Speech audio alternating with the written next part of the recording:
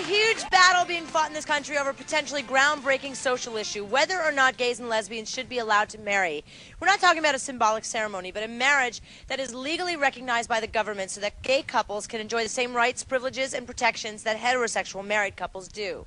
People everywhere seem to have an opinion about gay marriage, and courts and legislatures across the nation are in heated debate over this issue. So we thought it was time for us to jump into the debate and explore the pros and cons of gay marriage in ongoing series Exposed. And one of the most surprising things that we discovered as we researched this issue was that while many straight people are opposed to gay marriage, some people in the gay community are against it too.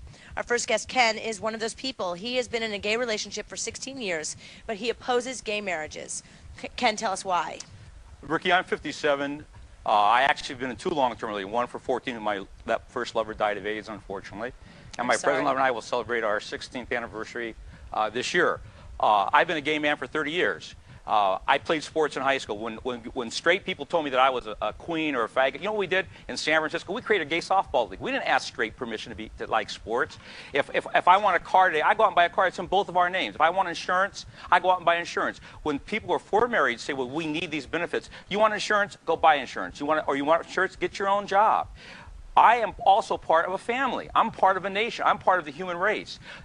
The institution of marriage was created by straight societies around the world 4,000 or 5,000 years ago. And you're saying you don't want to be a part of that society? No, what I'm saying is I am a part of the bigger society as well as being part of the gay community. The gay community has never tried to mimic the straight community. We create our own gay bars, we create gay cruises, we got gay parties, we create our own gay styles. We have never asked for approval from the gay community, but suddenly now in the year 2003, we need a piece of paper that says we're legitimate. We don't need a piece of paper. Marriage is in the heart. Marriage is between your hearts and your mind.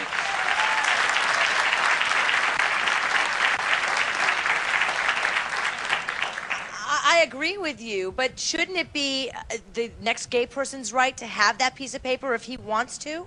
Well, first of all, was marriage created by straight societies to discriminate against gay people in the first place? No. It was created to celebrate the coming together of a man and a woman to have a child in a so-called nuclear family that we talked about in the last 30 or 40 years.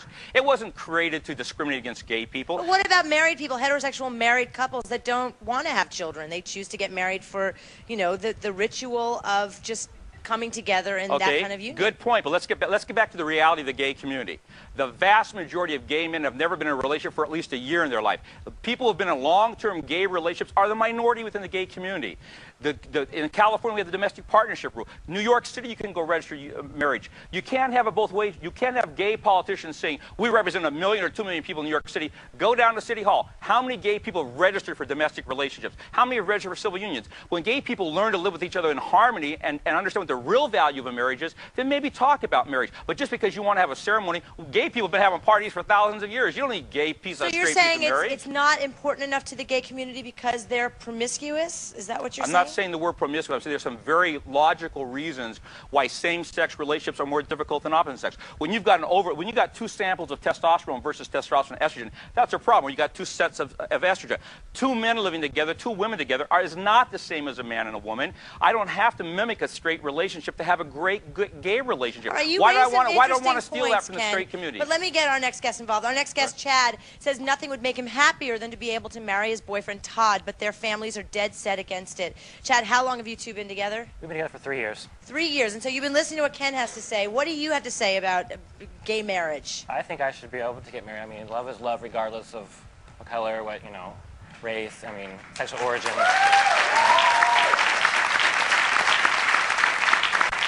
Why is it so important for you to have that piece of paper?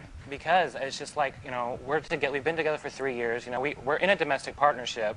You know, where I'm on his insurance. You know, I want to, you know, feel like you know, a heterosexual couple. You know, I mean, I clean the house. You know, he works, I work. You know, it's not any different. I mean, I just feel it means a lot to me to, you know, be able to say I'm married to him. He's my partner. I'm going to die with him. You know, we're going to have a family, children. Ken, what do you have to say to that? Why do they need affirmation from the city of New York or the state of New York for something they already possess if they're in love? What are you looking for from the state of New York? Well, I mean, I'm not saying it's sarcastic. I'm not putting you down. It's just, what do you want the state of New York to do for you? It's not that. It's just, you know, it make me feel better and make him feel better. You know, it's just something that we want. To be recognized. Right, to be in that recognized. Way. You know, it's like I go to the doctor and it's like, you know, they're like, you know, well, let's check you for AIDS because you're gay. Why don't you go to a gay doctor then? It's just not. I shouldn't have to. You have the answer for everything, don't you, Ken? Well, there are gay doctors in town. Why would you go to a straight doctor? You want a straight marriage certificate? Go to a gay doctor. So are you saying we should segregate everything? No, I'm not saying segregate, but I'm saying understand this.